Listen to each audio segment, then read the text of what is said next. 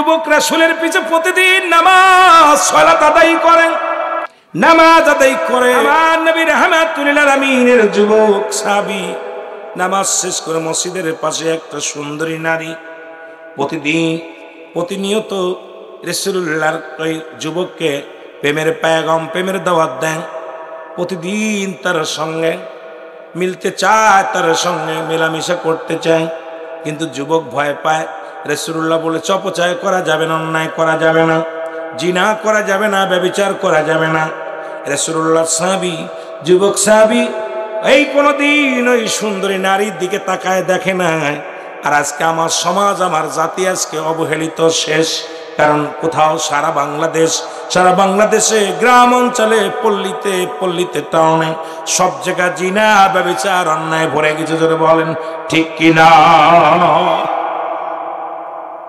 রাসূলের সাহাবী কি করলেন? বাবার আমার গভীর মনোযোগ।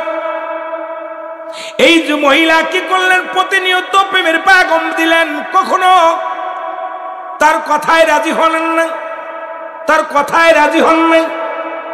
এমন একদিন গভীর রাত্রে রাসূলুল্লাহ ঈশান নামাজ আদায় করিয়া সাহাবীদেরকে নিয়ে আলোচনা শোনাইতেছিলেন। একটু বিলম্ব হয়ে গেছে, ওই পথ দিয়ে যাইতেছিলেন যুবক সাহাবী। ওই মেয়েটাকে করলেন, রাসূলের সাহাবীকে ধরলেন, অন্য মানুষ দিয়ে ধরায়া নিয়ে গেলেন। ধরায়া নিয়ে যে বাড়ির মধ্যে নিলেন, প্রেমের অফার দিলেন, বিয়ের প্রস্তাব দিলেন। মেয়েটাকে ডাক দে বলে, মেয়েরে তুমি রব্বে কারিমের ভয় করো, আল্লাহর ভয় করো। কারণ এই জীবন নয়, এমন একটা জীবন আসবে যে দেশে গেলে মানুষের বিচার হয়, যে দেশে গেলে মানুষের হিসাব হয়, যে দেশে গেলে মানুষ আর কোনোদিন ফিরে আসে না, যে দেশে গেলে মানুষ আর কোনোদিন আসা সম্ভব নয়। যুবতী রে, তুমি সেই রব্বে কারিমের ভয় করো, দুনিয়ার জিনা ব্যভিচার বন্ধ করো, দুনিয়ার মধ্যে অন্যায় কাজ থেকে ফিরে আসলে। যুবতী কি করলেন? কোনো কথা শুনলেন না। এবার যুবতী তার গায়ের কাপড় খুলে ফেললেন, পণ্যের কাপড় খুলে ফেললেন। যুবক একটা চিৎকার দিয়ে আল্লাহ বলে একটা ডাক দেয়, রব্বে কারীম।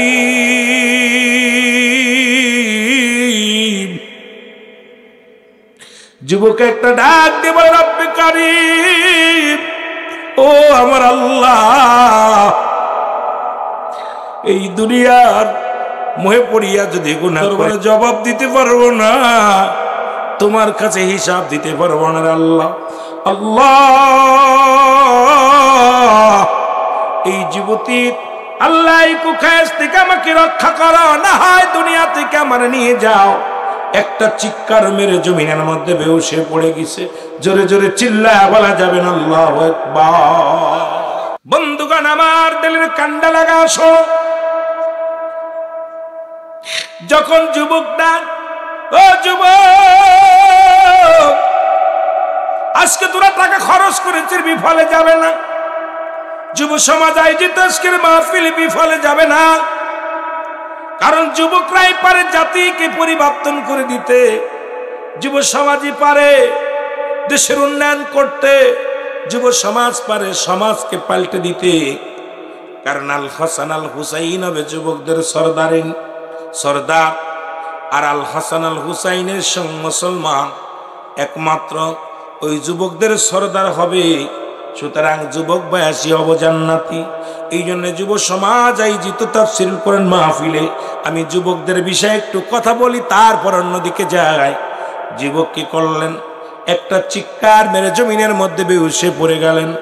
মেয়েটা চিন্তা করে, নিশ্চিত যুবকটা মারা যাবে, আর যদি আমার ঘরে মারা যায় মুসলমান জাতি আমাকে কি করবে? আমার বিচার করবে। মানুষ যখন জানতে পারবে আমার বিচার করবে, মানুষ আমাকে অপমানিত করবে।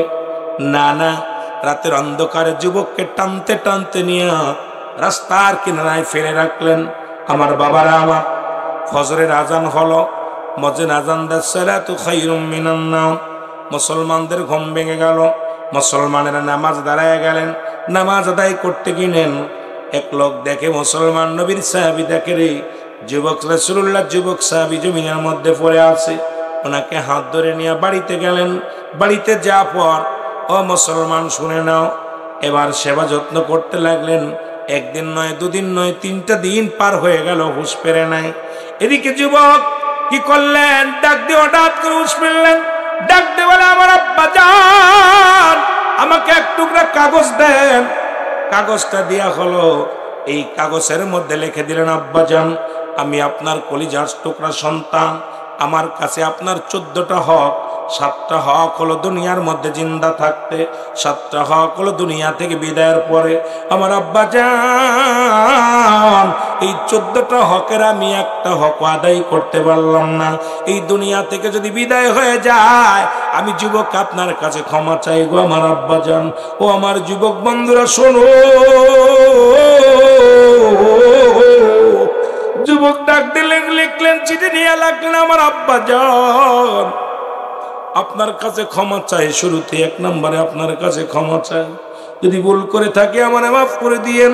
আমি আপনার 14টা হকের একটা হক আদায় করতে পারলাম না। আমি আপনার কাছে 2টা দাবি করে যাব। 1 নম্বর দাবি, আমি যদি মারা যাই, এই আমার লাশখানা পৃথিবীর কোনো মানুষে দেখাবেন না। এই লাশখানা রাতের অন্ধকারে এই দুনিয়ার মধ্যে বাবা গো দাফন করে দিবেন।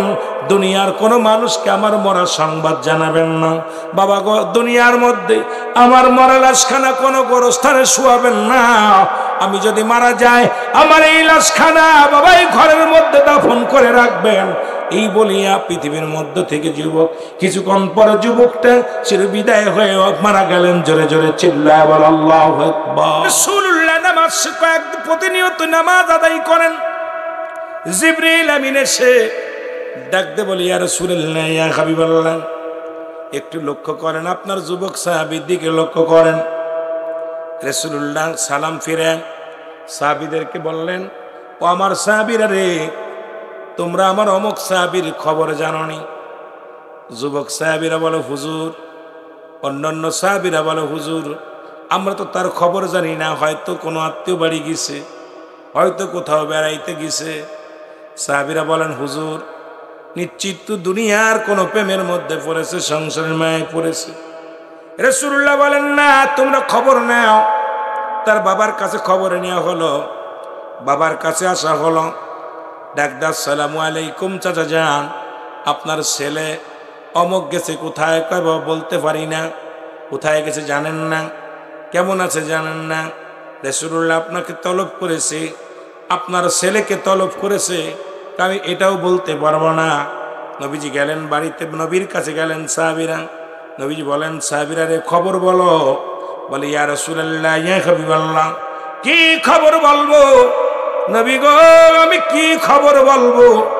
আমার যুবকেরা শোনো, তুমি আমিও কালেমা পড়েছিলাম, আজকে কেন অন্যায় করে সবাই পড়েছি আশহাদু আল্লা ইলাহা ইল্লাল্লাহু আহাদাহু লা শারীকা লাহু ওয়া আশহাদু আন্না মুহাম্মাদান আবদুহু ওয়া রাসূলুহু।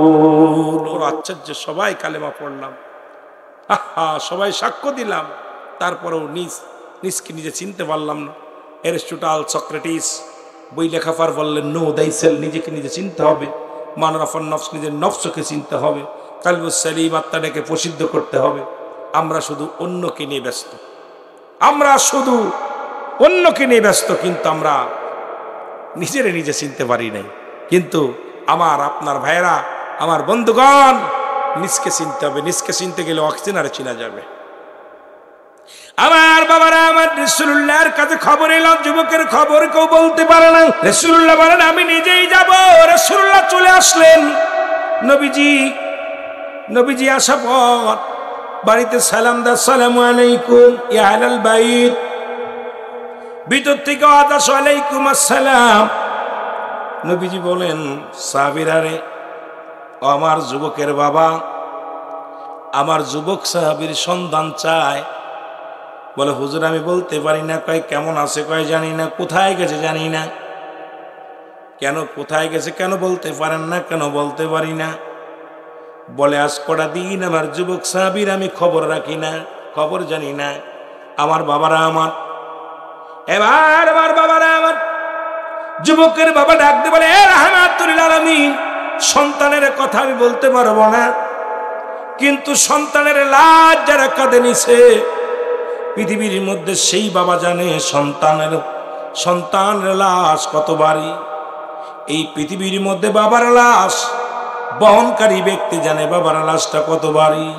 বাবার মায়ের লাশ যারা কাঁদে নিছে পৃথিবীর মধ্যে জানে লাশটা কত ভারী। মুসলমান সন্তানের লাশ বাবার কাঁদে, বাবার লাশ সন্তানের কাঁদে। এই পৃথিবীর মধ্যে সন্তানের লাশ যে কত ভারী একমাত্র যারা দুনিয়ার মধ্যে সন্তানের লাশ বহন করেছে। ওই বলতেছিলাম, এই জন্য বলতে যা হঠাৎ করে আমার মনে পড়ে গেল ফিলিস্তিনের ওই পিকচারে গুলো দেখি, সন্তানের লাশ হাতের মধ্যে নিয়ে বাবা চিৎকার করে, রব্বি কারীম, রব্বি কারীম গো। সন্তান ছোট ছোট মাসুম বাচ্চার লাশ, রক্ত মাখা লাশগুলো নিয়ে চিৎকার পারে, রব্বি কারীম, তোমার কি দয়া হয় না, তোমার কি মায়া হয় না? এই ফিলিস্তিনের উপরে তোমার কি মায়া হয় না, তোমার কি দয়া হয় না? আল্লাহ আল্লাহ বলে চিৎকার মারে, জোরে জোরে বলেন ঠিক কিনা? রাসূলুল্লাহ তাকে খবর, ঘরের মধ্যে নতুন মাটি খুঁড়ে। নবীজি বললেন, ও যুবকের বাবা, তুমি বলতে পারো না তুমি ঘরের ভিতরে কেন মাটি খুঁড়া? বলো। বলি, ইয়া রাসূলুল্লাহ, ইয়া হাবিবাল্লাহ, যেহেতু আপনি জেনে গেছেন আর আমি লুকাবো না। নবী গো, মায়ের নবী, আমি আর আপনার কাছে লুকাইব না। যেহেতু আপনি নতুন মাটি খোঁড়া দেখলেন, ওই মাটির মধ্যে আমার কলিজার টুকরা সন্তান, কলিজার টুকরা সন্তান চির বিদায় করে শুয়ে রাখছি। জোরে বলো আল্লাহু আকবার। আল্লাহর নবী ডাক দিয়ে বলেন, কি বলতে চাও তুমি? আমার সাহাবীর কথা কি বলো? বলে, হুজুর, সন্তানের কথা কি বলবো শোনেন। আমার কলিজার টুকরা সন্তান এখানে ঘুমায় আছে। কারণ হুজুর বলে, কেন, কি হয়েছিল বলো? তবে কেন ঘরের মধ্যে দাফন করেছো? কেন গোরস্থানে দাফন করো নাই? কেন আমারে জানাও নাই? বলে, ইয়া রাসূলুল্লাহ, আমি কেন জবাব দিতে পারবো না। মৃত্যুর আগে একখানা চিঠি লিখে থয়ে গেছে, এই চিঠিখানা একমাত্র আমার সম্বল। নবী গো, আল্লাহর নবী বলেন, চিঠিখানা নিয়ে আসো। চিঠিখানা নিয়ে আসলেন।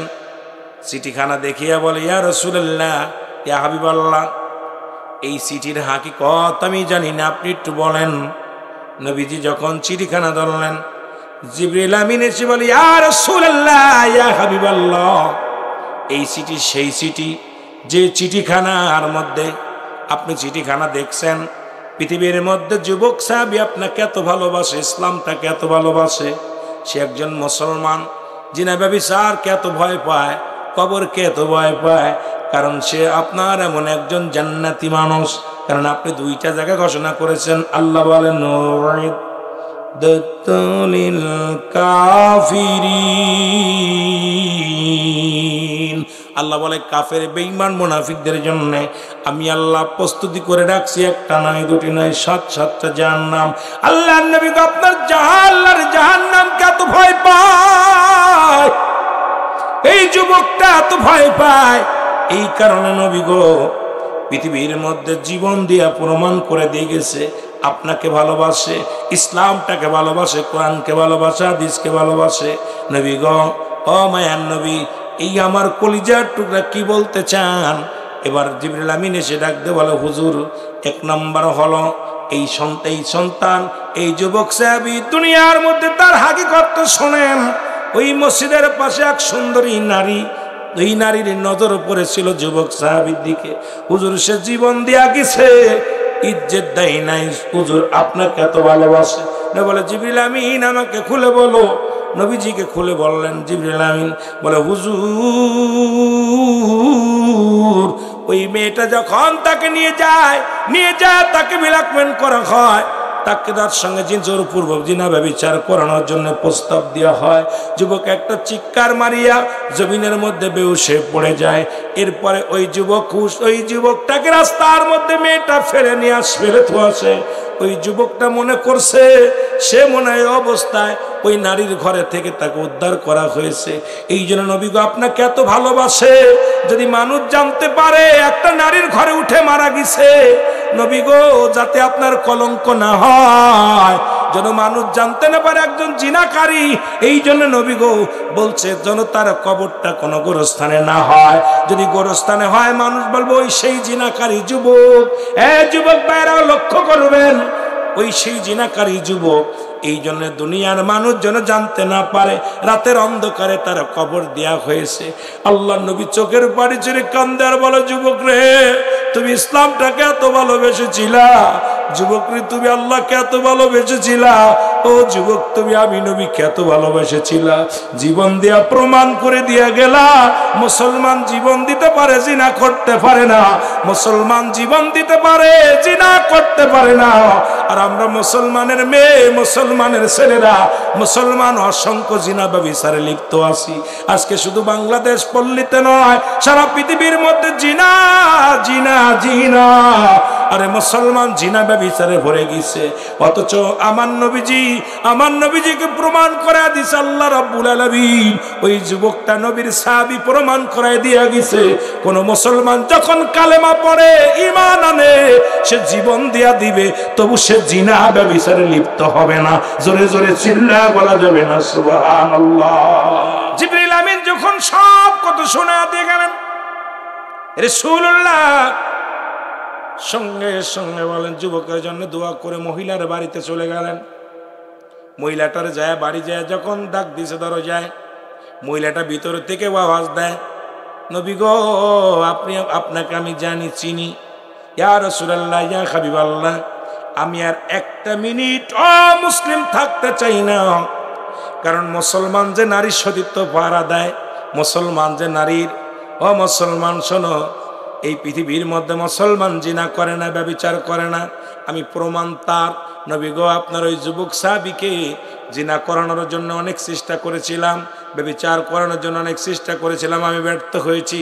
আল্লাহর নবী গো যে ধর্মের মধ্যে জিনাকে এত ভয় পায়, যে ধর্মের মধ্যে ব্যভিচারকে এত ভয় পায়, আল্লাহর নবী গো একটা মিনিট আমি অমুসলিম থাকবো না, আপনি দয়া করে আমাকে কালেমা পড়ায়া দেন, আমি মুসলমান হয়ে যাব।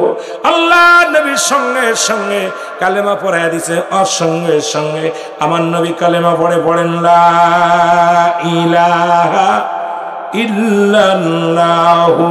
এর কবরেতে আগুন পাবি, বিড়ি পাবি না, ঠিক কি না?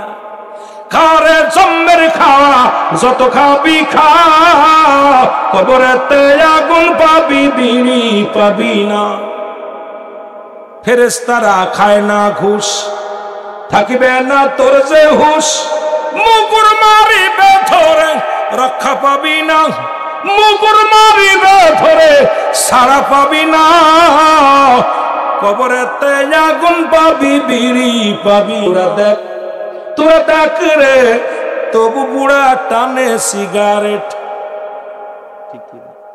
ও বুড়ার পাও গেছে কবরে, বুড়া হাতে নিছে লাঠি, বুড়ার মুখে জলে বাইরে জুনের গুদের বাতি, বুড়ার চুল পেকেছে পাকছে দাড়ি, গাল করেছে ব্যাগ। তোরা দেখ রে তবু বুড়া টানে সিগারেট। রাহমাতুল্লাহ আলামিন ডাকতে প্রমাণ করে দিলেন, নবীর সাহাবী, যুবক সাহাবী প্রমাণ করে দিলেন ইসলামের বিধান মানতে হবে। ইসলামকে কেমন মানবেন? আর আমরা দেখেছি তৎকালীন জামানায়, শুনেছি রাসূলের জামানায় একজন যুবক এসে বলে, ইয়া রাসূলুল্লাহ ইয়া হাবিবাল্লাহ, নবী গো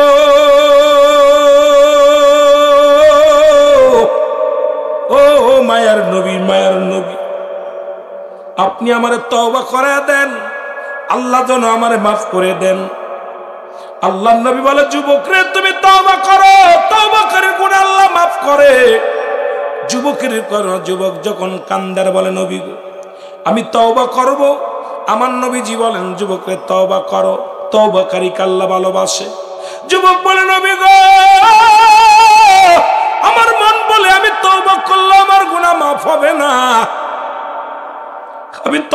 করলেও আবার গুনাহ মাফ হবে না। আমার নবী ডাক দিয়ে কয়, যুবক রে, তুমি কি অপরাধ করছো যে তুমি তওবা করলেও গুনাহ মাফ হবে না? যুব সমাজের আয়োজিত মাহফিল যে যুবকদের বলে যায়, ওরে যুবকরাই পারে জাতিকে পরিবর্তন করে দিতে। মাহফিলের সভাপতি যুবক, মাহফিল কমিটির বাবারাও যুবক। যুবক বাবাদের কাছে আমার দাবি, এই সমাজ থেকে বুথ খাটাইতে হলে যুব সমাজকে আরো অগ্রসর হতে হবে। জোরে জোরে চিল্লায় বলেন ঠিক কিনা? অনেকদিন যাবত মক্কা মদিনায় কোনো মানুষ মনে না। আমিও ভালো ব্যবসা করতে পারি না, হঠাৎ শুনতে পারি মদিনার বুকে একজন নারী মারা গেছে। নবী গো, আমি নিজে খবর পেয়ে চলে গেলাম। ওই কবরটা সুন্দর নারীটা মারা গেল, অবিবাহিত একটা মেয়ে। আমি তার জানাজায় শরীক হলাম। কত নিষ্ঠুর! জানাজার মধ্যে শরীক হলাম। এরপরে যখন মানুষ যার যার ঘরে চলে গেল, আমি রাতের অপেক্ষায় রইলাম। রাত যখন নির্জন হয়ে গেল, গভীর হয়ে গেল, আমি আস্তে আস্তে করে কবর গোরস্থানে আসলাম। কবরের মাটি এগুলো সরিয়ে ফেললাম। এরপরে যখন ভিতরে ঢুকলাম, ঢুকে যখন কাপড়ের কাপড়টা ধরে উঠাইলাম, কাপড়ের কাপড়গুলো খুলে নিলাম, নিয়ে যখন আমি উঠতেছিলাম, আমার ভিতর থেকে কে যেন ডাক দে, বলে, যুবক, সারা জীবন তুমি কাপড়ের কাপড় চুরি করলি, যার কবরে ঢুকছিস একবার তাকায় দেখ। এই মহল্লার মধ্যে বিশ্ব সুন্দরী এই নারীর সঙ্গে ব্যভিচারে লিপ্ত হয়ে যাও, তোমার কেউ দেখবে না, কেউ বাধা দিবে না, তুমি লিপ্ত হয়ে যাও। এই ওয়াজটা আমরা শুনেছি, কথাটা আমরা শুনেছি মক্কা মদিনায় জাহিলা জামানার সেই রাসূল আগমনের পরে। আর একটা বাংলাদেশের ইতিহাসে মুসলমান জালিমেরা যতন ছিল, ভালো করে শুনে নেন, কষ্ট পাবেন না। দুঃখ পাই আমি, মনের ভিতরে বড় কষ্ট হলো। এ যুবক, গত বছর মুসলমান শোনো, গত বছরের মধ্যে ঢাকা মেডিকেল কলেজ হাসপাতালে মরা মানুষের সঙ্গে জিনা হয়েছে। যদি মিথ্যা হয় আমার এখন গলা কেটে ফেলবেন। যদি মিথ্যা বলি, খবরের মিডিয়ায় দেখেছেন যারা, ঢাকা মেডিকেল কলেজ হাসপাতালে মুসলমান মর্গে জিনা হয়, চট্টগ্রামে মেডিকেল কলেজ হাসপাতালে মর্গে জিনা হয়।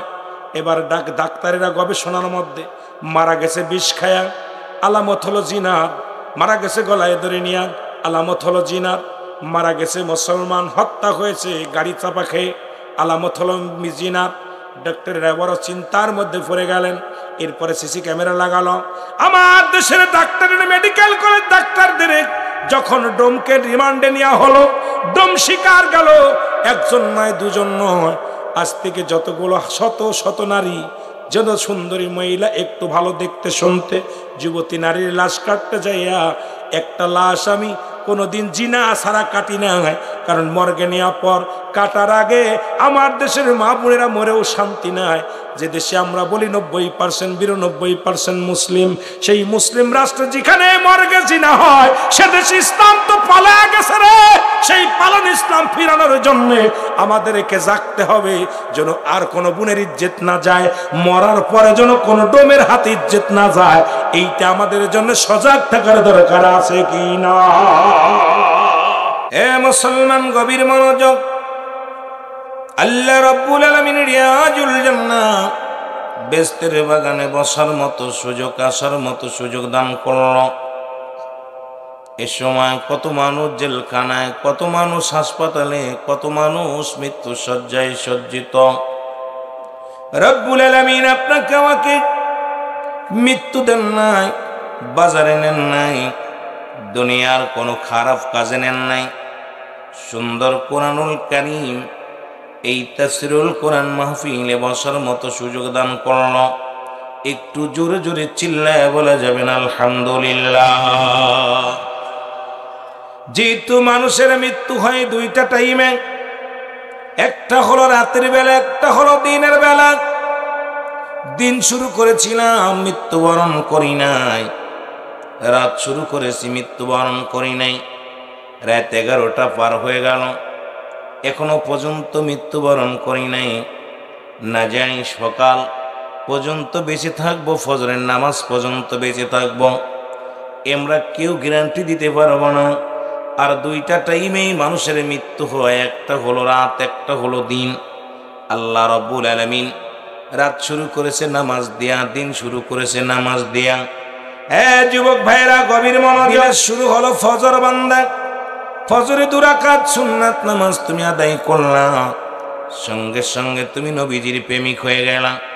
মুসলমান হিসেবে যদি তুমি দাবি করতে চাও রাসূলকে ভালোবাসো, রাসূলের সুন্নাত তরিকার মধ্যে চলো, 2 রাকাত সুন্নাত নামাজ তুমি আদায় করলা, সঙ্গে সঙ্গে তুমি হয়ে গেলা নবীজির প্রেমিক। 2 রাকাত ফরজ নামাজ তুমি আদায় করলা, সঙ্গে সঙ্গে তুমি হয়ে গেলে আল্লাহর গোলাম। এখন যদি দিনের মধ্যে তোমার মরণ হয়, তোমার মরণটা হবে আমার রাসূলের প্রেমিক, আল্লাহর গোলাম। জোরে জোরে বলেন মারহাবা। আর বন্ধুগণ, আমার রাত শুরু করেছি, রাতের শুরু হলো মাগরিব। 3 রাকাত ফরজ নামাজ তুমি আদায় করলা বান্দা, সঙ্গে সঙ্গে তুমি হয়ে গেলে আল্লাহর গোলাম। এখন তুমি আল্লাহর যদি গোলাম হতে হয়, অবশ্যই অবশ্যই তোমাকে নামাজ আদায় করতে হবে। নামাজ নাই একমাত্র মুসলমান কাফেরদের মধ্যে হলো পার্থক্য হলো নামাজ। আমার বাবারা আমার, আমি আস্তে আস্তে আলোচনায় যাব, ধীরে ধীরে আলোচনা যাব, দিলের কান্ডা লাগে আলোচনা শুনবেন। এবার 2 রাকাত সুন্নাত নামাজ তুমি আদায় করলে, ও বান্দা তুমি হয়ে গেলে রাসূলের প্রেমিক। রাতের মধ্যে যদি তোমার মরণ হয়, তোমার মৃত্যুটা হবে আমার আল্লাহর গোলাম, রাসূলের প্রেমিক। এখন সুন্নাত পড়ো নাই, নফল তুমি ফরজও করো নাই। এখন যদি রাত বা দিনে মৃত্যু হয়, তোমার মৃত্যুটা হবে কার হালাতে থাকবে? তোমার আল্লাহ নিব না, আমার রব্বি কারীম তোমারে চিনব না, রাসূলুল্লাহ চিনবে না। তোমার মৃত্যুটা কার, তোমার লাশটা কার হালাতে হলো? তুমি রব্বুল আলামিনের গোলাম যদি হতে চাও, অবশ্যই অবশ্যই রব্বুল আলামিনের গোলামি করার দরকার আছে কিনা? দোকান আমার গভীর মনোযোগ। এবার নামাজ, সালাত, এটা ওয়াজ করা লাগবে কাফের মুশরিকদের কাছে, অমুসলিমদের কাছে। কোন মুসলমানদের জন্য আজকে ওয়াজ করা লাগে, ওয়াজের মধ্যে নামাজের ওয়াজ মুসলমানদের মাঝে এসে করা লাগে। এর চাইতে দুঃখ থাকতে পারে না, এর চাইতে কষ্ট থাকতে পারে না। বান্দাগণ, ও আমার বন্ধুগণ, আমি আপনাদেরকে জানায়া দিয়ে যাই, কারণ আজকে কোরআনুল কারীম তাফসীরুল কোরআন মাহফিলে যারা বসেছেন, এখান থেকে শপথ করব, এখান থেকে আমরা গুনাহ মাফ করে আল্লাহ রাব্বুল আলামিন যেন আমাদের গুনাহ মাফ করে দেয়। আজ থেকে প্রতিজ্ঞা করব, মাহফিল থেকে আমরা নামাজ ছাড়ব না, হালাল খাবো, হারাম খাবো না, অন্যায় করব না, জুলুম করব না, ব্যভিচার করব না, অন্যায় কাজে লিপ্ত হব না। আল্লাহ যেন আমাদের সবাইকে আমল করা বোঝার মতো তৌফিক দান করে। জোরে বলো না আমিন। এ আমার ভাইরা, আমার বন্ধুরা আমার, আমি জন্য বললাম ছোট্ট একটা সূরা দিয়ে শুরু করেছি আলোচনা। সবাই জানেন আমি ভূমিকা নয়, কারণ ভূমিকা দিয়ে আপনাদের সময় নষ্ট করতে চাই না। এই জন্য বলতেছিলাম সূরা ইখলাস, ছোট্ট একটা সূরা দিয়ে আমি আলোচনা শুরু করেছি। আপনাদের সময় ভূমিকা নষ্ট করি নাই, সময় নষ্ট করতে চাই না। এই সূরাটা বর্তমান জামানার মধ্যে একদল নাস্তিক মার্কা আলেম শুরু করেছে যে কুরআনুল কারীমের মধ্যে যতগুলো সূরা আছে, অধিকাংশ সূরার মধ্যে জাল সূরা আছে। তার মধ্যে 1 নাম্বার এই সূরা ইখলাসকে জাল বলে ঘোষণা করেছে। মুসলমান, তার পিছনে একটাই কায়দা, কারণ হলো সূরা ইখলাস যদি তারা জাল ধরাইতে পারে, তাহলে তাদেরকে দেবতার পূজা করা তাদের সহজ হয়ে যাবে, মূর্তি পূজা করা তাদের জন্য সহজ হয়ে যাবে, এই দুনিয়ার মধ্যে মানব পূজা করা তাদের জন্য সহজ হয়ে যাবে, কবর পূজা করা তাদের জন্য সহজ হয়ে যাবে। তারা এই দুনিয়ার মধ্যে ইচ্ছা মতো চলতে পারবে, রব্বে কারীমের গোলামি বাদ দিয়ে মানুষের গোলামি করে চলতে পারবে। জোরে বলেন ঠিক কিনা? কারণ আল্লাহ বলেন, আমার সাথে বলেন, বিসমিল্লাহির রহমানির রহিম। قل هو الله أحد الله الصمد لم يلد ولم يولد ولم يكن له كفوا أحد। এখন যারা চন্দ্র পূজা করে, যারা মন্দিরে যায়, যারা পাথর পূজা করে, দেবতা পূজা করে, গভীর মনোযোগ। আল্লাহ বলে, হাবিব জানিয়ে দেন আমি আল্লাহ এক। মারহাবা বলেন না। আমি কেন শুরু করেছি ছোট্ট সূরা দিয়া, আমি আস্তে আস্তে কোরআন থেকে আলোচনা করব। আল্লাহ বলেন হাবিব জানিয়ে দেন আমি আল্লাহ। কাদেরকে জানাতে বললেন? কারণ ওই জামানার মধ্যে মানুষগুলো কেউ চন্দ্র পূজা করত, কেউ মাটির পুতুল পূজা করত, কেউ মাজার পূজা করত, কেউ দরগা পূজা করত, কেউ মানুষ পূজা করত, কেউ মুসলমান। পৃথিবীর মধ্যে তারা নিজেরাই দেবতা বানায়া, পুতুল বানায়া তারা নিজেরাই দেবতা দেবতা বানায়া, খোদা বানায়া তারা নিজেরাই সেই দেবতারে খোদা বলে মানত। রব্বুল আলামিন বলে হাবিব আপনি জানিয়ে দেন আমি আল্লাহ এক। আল্লাহ কয়জন? আরো জোরে বলেন আল্লাহ কয়জন? মানব কয়জনের হুকুম? আরো জোরে বলেন কয়জনের? আল্লাহ বলেন আমি আল্লাহ এক, আপনি জানিয়ে দেন আমি কাউরে জন্ম দিই নাই, কারো থেকে জন্ম নিই নাই। আল্লাহর যদি কোনো বন্ধু থাকতো তারে মানার দরকার ছিল। আল্লাহর যদি কোনো ছেলে মেয়ে থাকতো, বংশ পরিচয় থাকতো, যেমন আমি আমার বংশ পরিচয় আছে, আমার দাদার ছেলে আমার বাবা, বাবার ছেলে আমি। যখন দাদা মারা গেছে মানছি কারে আমার আব্বারে, আব্বা যখন মারা গেছে আমি ছেলে আমারে মানে আর একজনে। বাড়ির একজন কর্তা আছে রব্বুল আলামিন, এমন একজন যিনি রব, যার মরণ নাই, তার যার কোনো হায়াত নাই, মওত নাই, রিজিক নাই, সব কিছুর মালিক যিনি রব্বুল কারীম। আল্লাহ বলে হাবিব আপনি জানিয়ে দেন আমি কাউরে জন্ম দিই নাই, কারো থেকে জন্ম নিই নাই। আসমান জমিনের মধ্যে আমার সমতুল্য সমকক্ষ আর কেউ নয়, আর সারা পৃথিবী আমার মুখাপেক্ষী, আমি কারোর মুখাপেক্ষী নই। জোরে বলেন ঠিক কিনা? পৃথিবীটা তাকা আছি রব্বে কারিমের দিকে, আমার রব কিন্তু আমার মুখাপেক্ষী নয়, এই সাতক্ষীরার মুখাপেক্ষী নয়, রুহুল আমিন সিদ্দিকের মুখাপেক্ষী নয়। আল্লাহ রাব্বুল আলামিন বলেন রুহুল আমিন আমার মুখাপেক্ষী, সাতক্ষীরার মানুষ আমার মুখাপেক্ষী, অল পৃথিবীর সমস্ত মাখলুকাতি আমার মুখাপেক্ষী। আমি কি করি? আমি খাওয়াই, আমি বাঁচাই, আমি রিজিকের মালিক, আমি সম্মানের মালিক, সব কিছুর মালিক আমি আল্লাহ। সুতরাং সবাই তাকায় থাকবে আমার দিকে, রুজু হবে কার দিকে? রুজু হব আমরা স্রষ্টার দিকে, যিনি আপনার আমার রব, রব্বে কারীম, রব্বে আল্লাহ। আল্লাহ যেন আমাদের বোঝার তৌফিক দান করে। জোরে বলেন আমিন। যে কথাটা আমি বলতেছিলাম, মুসলমান শোনো, এখন এই কোরআনের মধ্যে যারা জাল দল, আল্লাহ বলেন যালিকাল কিতাবু লা রাইবা ফীহি।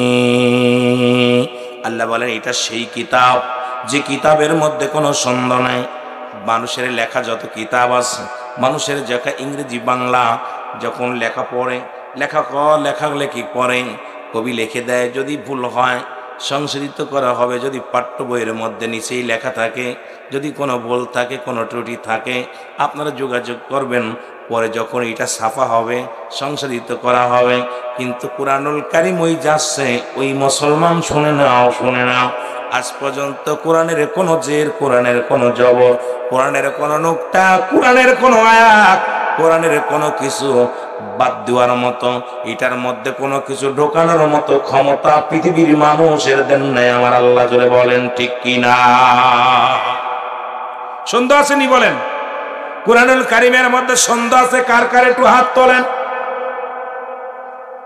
আসেননি? আছে আমার বাবারা। আল্লাহ বলেন কোরআনটা কানবে, মানবে কারা? আল্লাহ বলেন হুদাল লিল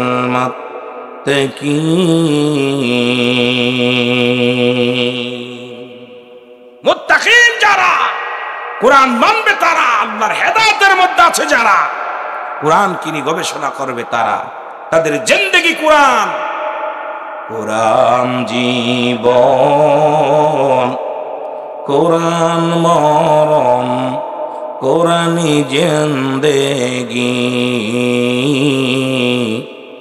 কোরআন আমল করে যেন যেতে পারি আমি, কোরআনি আমল করে জানি যেতে পারি আমি। ও দয়াময়, ও দয়াময়, দয়ারি সাগর, দয়া চাই আমি। কোরআনি জীবন, কোরআনি মরণ কোরআন জিন্দেগি, কোরআনি জিন্দেগি। জোরে বলো মারহাবা। এ আমার ভাইয়েরা, আছে কষ্ট হবে কার? আল্লাহ বলে আমিনান নাস। মানুষের মধ্যে একদল আছে মায়াকুল, তারা বলবে আমান্না, তার ঈমান আনছে বিল্লাহি, আল্লাহর প্রতি। একদল মুনাফিক আছে, ওরা মন্দিরেও যায়, মসজিদেও যায়, ঠিক কিনা কথা কর না কেন? ওরা মসজিদেও যায়, বুয়ে মাসি মার্কা মুসলমান, রাগ করবেন না।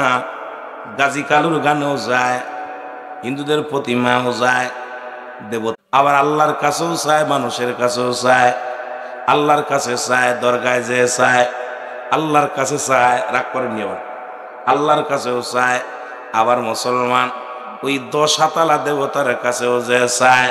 হিন্দুদেরও যে ধর্ম, ওরও সেই কর্ম, হিন্দুদের যে আদর্শ, ওরও সে আদর্শ। কিন্তু মুখের ভিতর লম্বা দাড়ি, লম্বা টুপি লাগাইছে, কিন্তু চরিত্র ওদের চাইতে একটু পরিবর্তন হয় নাই। ওই মুনাফিকদের চরিত্র তাদের মধ্যে আছে। আল্লাহ কয় তারা কারা? আল্লাহ কমিনান নাস, মানুষের মধ্যে মায়া করে তারা বলবে আমান্না, তারা ঈমান আনছে বিল্লাহি, আল্লাহর প্রতি, ওয়া বিল ইয়াউমিল আখির, আখিরাতের প্রতি বিশ্বাস স্থাপন করছে। তারা বলবে মা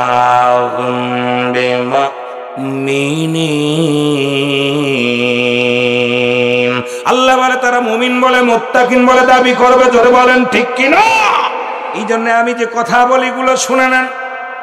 আপনি আমি পড়েছি লা ইলাহা ইল্লাল্লাহু মুহাম্মাদুর রাসূলুল্লাহ। সাক্ষ্য দিলেন, কি বললেন?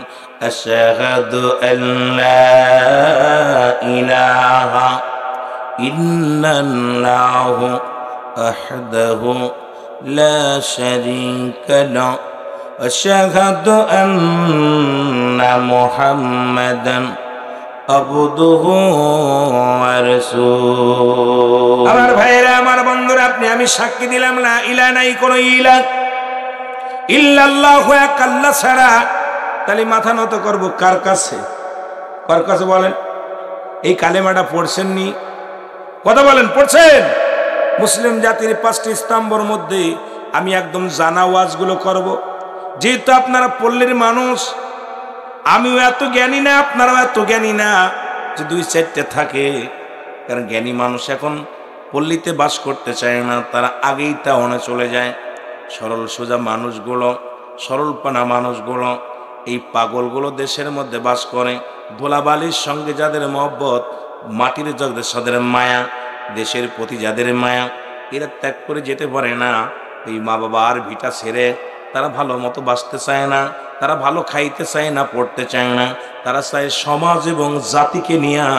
আর যারা নিজের চিন্তা করে মুসলমান, তার আগেই সরে যায় দেশ থেকে। সুতরাং এই অবহেলিত মানুষগুলো যারা বসে আছেন, গভীর মনোযোগ, সবাই তো পড়েছেন 5টি স্তম্ভের মধ্যে। 1 নম্বরে কালেমা, 2 নম্বরে নামাজ, 3 নম্বরে কালেমা, নামাজ, রোজা, হজ, যাকাত। যেটা বলে ঠিক কিনা? এই 5টি স্তম্ভের মধ্যে 1 নম্বরে কালেমা পড়া লাগবে কি লাগবে? আমার ভাইয়েরা, কালেমা পড়লেন লা ইলাহা, নাই কোনো ইলাহ ইল্লাল্লাহু, এক আল্লাহ ছাড়া। যদি উনি এইটা যদি কালেমায় যদি সত্য মানত, ও জীবনেও প্রতিমার কাছে যাইতো না। যদি কালেমা মানত, যদি আল্লাহ মানত, ইলাহ নাই, তাহলে জীবনে উনি চন্দ্র পূজা করতো না, দেবতা পূজা করতো না, দুর্গা পূজা করতো না, মূর্তি পূজা করতো না। ওই একমাত্র রব্বে কারিমের পূজা নিয়ে ব্যস্ত থাকতো। আমার বাবারা আমার রব্বে কারিমের গোলামি নিয়ে ব্যস্ত থাকতো।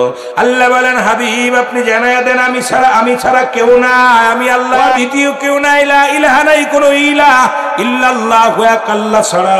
মুহাম্মাদুর রাসূলুল্লাহ, আল্লাহ পাকের প্রেরিত রাসূল বা বান্দা হলো আমি নবী রাহমাতাল লিল আলামিন। একমাত্র অনুকরণ, অনুসরণ করব রাহমাতাল লিল আলামিনকে, আর মানব আল্লাহ রাব্বুল আলামিনকে। আল্লাহর বিধান মেনে চলতে চাই কি চাই না? ও মুসলমান দাঁড়াও দেখি, সাথে নিয়ে যাও কোরআন খানি। বলো ও মুসলমান দাঁড়াও,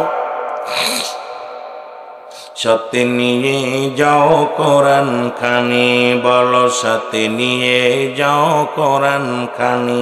ঘোর বিপদের অন্ধকারে কোরআনই হবে তোমার আলোর বাতি।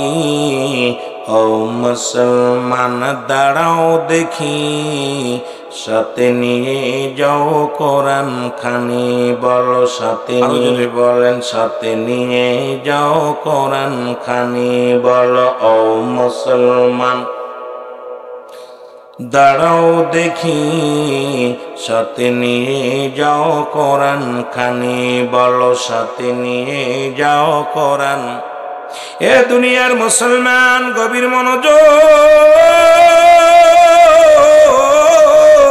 রাসূলুল্লাহ পাক সাল্লাল্লাহু আলাইহি ওয়াসাল্লাম বললেন, আমি যে কথাগুলো বলে আসছি প্রথম নামাজের বিষয় নিয়ে, রাসূলুল্লাহ বললেন তোমরা শোনো, যে ব্যক্তি 5 ওয়াক্ত সালাত, 5 ওয়াক্ত নামাজ, নামাজ যে মুসলমানদের, এই কথাটা আমি বুঝাইতে যে একটু পিছনের দিকে চলে গিয়েছিলাম, যেহেতু আমি আপনার ইমানি কিছু কথা বলবো। আমার দায়িত্ব, হেদায়েতের মালিক আমি নয়, হেদায়েতের মালিক আল্লাহ রাব্বুল আলামিন। আমার দায়িত্ব কিছু হেদায়েতমূলক নসিহত করা। সাল্লাল্লাহু আলাইহি ওয়াসাল্লাম বললেন, সাহাবীরা যদি কোনো ব্যক্তি 5 ওয়াক্ত সালাত, 5 ওয়াক্ত নামাজ সময় মতো ওয়াক্ত মতো আদায় করতে পারে, আমি রাসূল পাক সাল্লাল্লাহু আলাইহি ওয়াসাল্লাম কথা দিলাম, আল্লাহ রাব্বুল আলামিনের হাবিব কথা দিলাম, ইয়াউমাল কিয়ামতের ময়দানে আমি নবী হাত ধরে জান্নাতে নিয়ে যাব। জোরে বলেন মারহাবা। রাসূলের সাহাবী আব্দুল্লাহ আনসারী বলেন, উনি বাড়িতে গেলেন, বাড়িতে যাওয়ার পর বিবি ডাক দিয়ে বলে, স্বামী, বলেন স্বামী এত দেরি হলো কেন, আপনি এত দেরি করলেন কেন? বলে, বিবি রে, আমার নবীজি আজকে ওয়াজ করছে, ওয়াজ শুনে আসতে একটু দেরি হয়েছে। নবীজি বলে, নবীজি ওয়াজ করছে যখন শুনছে, আব্দুল্লাহ আনসারী বিবি ডাক দিয়ে বলে, স্বামী রে, আগে বলো আমার নবীজি রাহমাতুল লিল আলামিন কি ওয়াজ করছে আমি জানতে চাই। আল্লাহর নবী কি ওয়াজ করছে আগে বলো। এবার স্বামী ওয়াজ কমিটি এবারে ডাক দিয়ে বলে, বিবি রে, রাহমাতুল লিল আলামিন ডাক দিয়ে বলছেন, যদি কোনো ব্যক্তি 5 ওয়াক্ত নামাজ, 5 ওয়াক্ত সালাত যদি আদায় করতে পারে, সময় মতো ওয়াক্ত মতো আদায় করতে পারে, আমি নবী তার হাত ধরে জান্নাতে নিয়ে যাব। জোরে বলেন মারহাবা। রাসূলুল্লাহর সঙ্গে জান্নাতে যেতে চাই। বিবি ডাকতে বলে, স্বামী,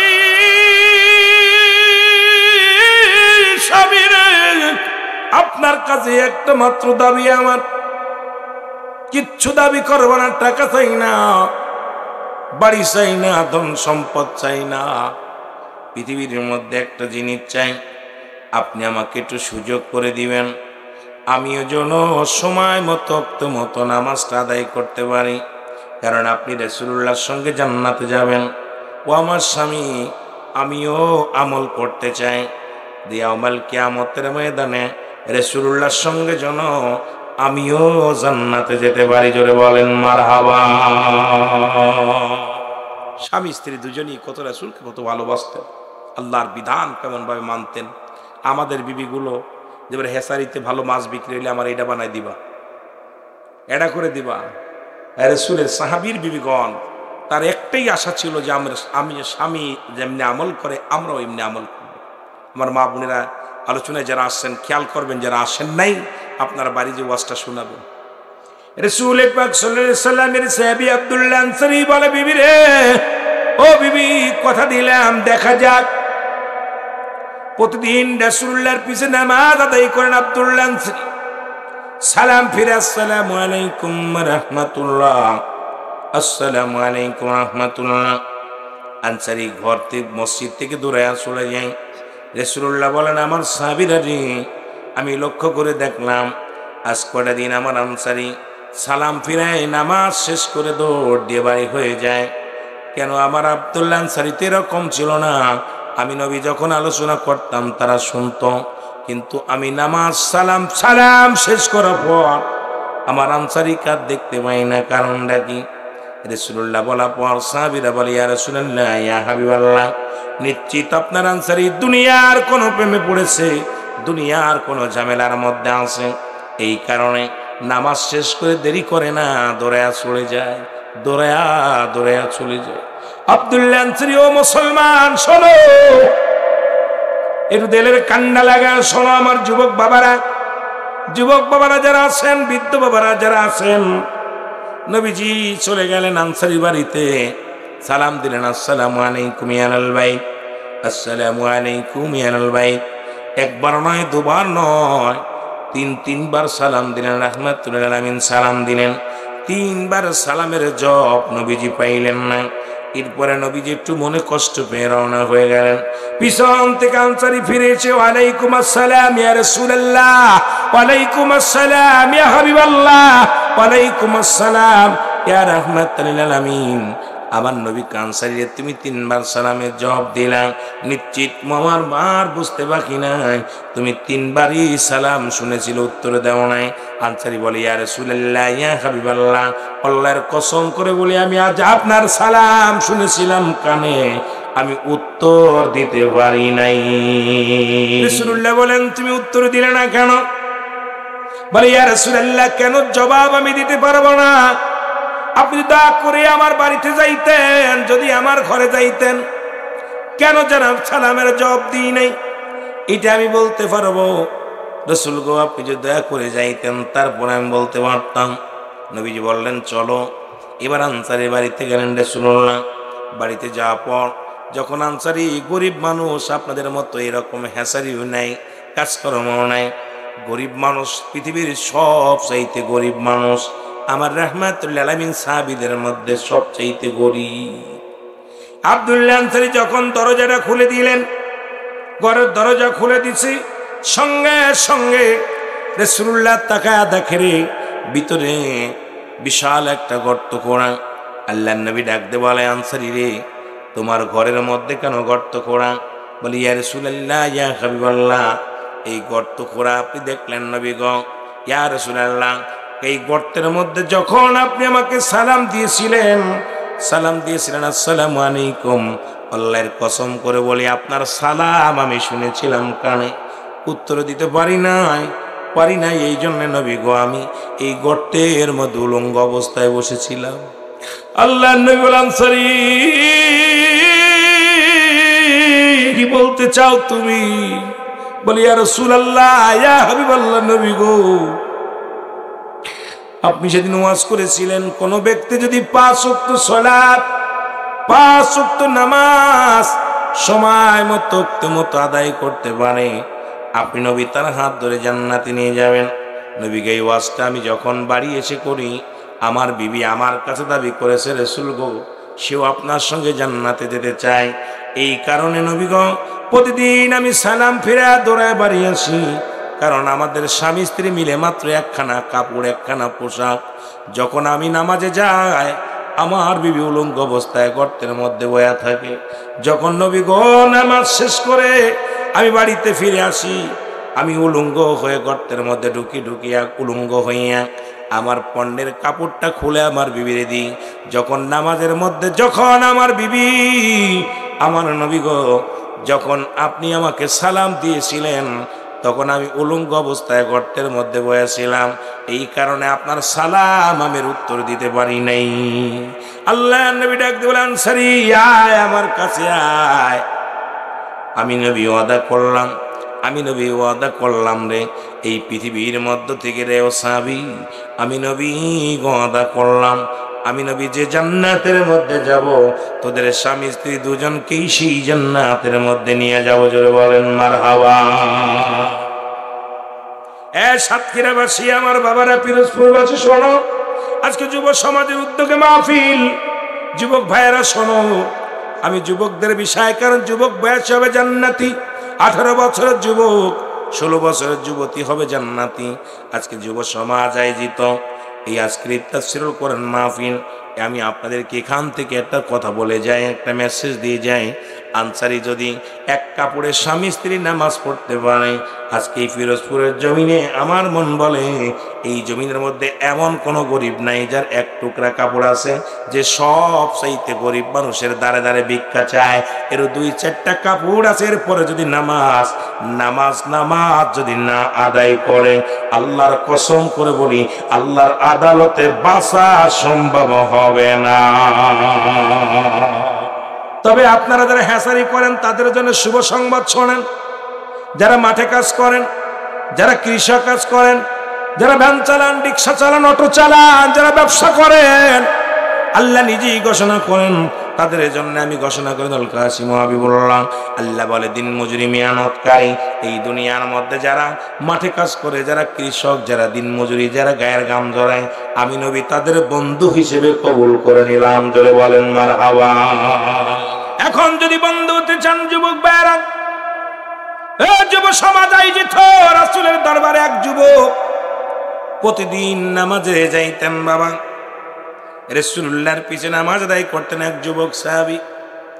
আমি যুবকদের কথা বলি, বাবারা শোনো, প্রতিনিয়ত 5 ওয়াক্ত সালাত রাসূলুল্লাহর সঙ্গে আদায় করতেন। ইসলামটাকে মানতেন, ইসলামের বিধান মানতেন, কোরআন মানতেন। এই কোরআন অত্যন্ত ভালোবাসতেন, শ্রদ্ধা করতেন। আমার বাবারা, আমার রাসূল যে ঘোষণা করেছেন সেই ঘোষণাগুলো সব শুনতেন, আদেশ নিষেধগুলো মেনে চলতেন। যুবক মুসলমান রাসূল একদিন ওয়াজ করলেন, 2টা জিনিস যে ব্যক্তি হেফাজত করতে পারবে, আমি নবী কথা দিলাম, আমি নবী ওয়াদা করলাম, ওই ব্যক্তিকে আমি নবী হাত ধরে জান্নাতে নিব। এখন আবারও আপনাদেরকে বলি, রাসূলুল্লাহ ওয়াদা করেছে 2টা জিনিস যে ব্যক্তি হেফাজত করতে পারবে, আল্লাহর নবী তার হাত ধরে জান্নাতে নিবে। আপনারা কি আল্লাহর নবীর সঙ্গে হাত ধরে জান্নাতে নিকে এটা চান কি চান না? যদি বলেন চান কি চান না? যদি চান, রাসূলুল্লাহ বললেন এই 2টা জিনিসের মধ্যে নাম্বার 1, 1 নাম্বার হলো 2 গালের মধ্যবস্তু, যেটা জিহ্বা। এই জিহ্বা দিয়ে কাউকে গালি দেওয়া যাবে না, এই মুখ দিয়ে কাউকে ফাহিশা কথা বলা যাবে না, এই মুখ দিয়ে দুনিয়ার মধ্যে মদ গাঁজাইয়া বাপান করা যাবে না, এই মুখ দিয়ে পবিত্র আল্লাহর জিকির করবেন, গুণগান গাবেন, এই মুখটারে পবিত্র রাখবেন। রাসূলুল্লাহ বলছে 2টা জিনিস যে ব্যক্তি হেফাজত করতে পারবে, আমি নবী তারে জান্নাতে নিয়ে যাব, হাত ধরে জান্নাতে নিয়ে যাব। আর একটা হলো 2 পায়ের মধ্যবস্তু, যেটা পুরুষ লিঙ্গ স্ত্রীলিঙ্গ, একমাত্র স্বামী স্ত্রী ব্যতীত, স্ত্রী স্বামী, স্বামী স্ত্রী ব্যতীত পৃথিবীর মধ্যে কোথাও পৌঁছায় করবে না। আল্লাহর নবী ওয়াদা করেছে, আমি নবী কথা দিলাম রে, এই 2টা ব্যক্তিকে আমি হাত ধরে জান্নাতে নিয়ে যাব।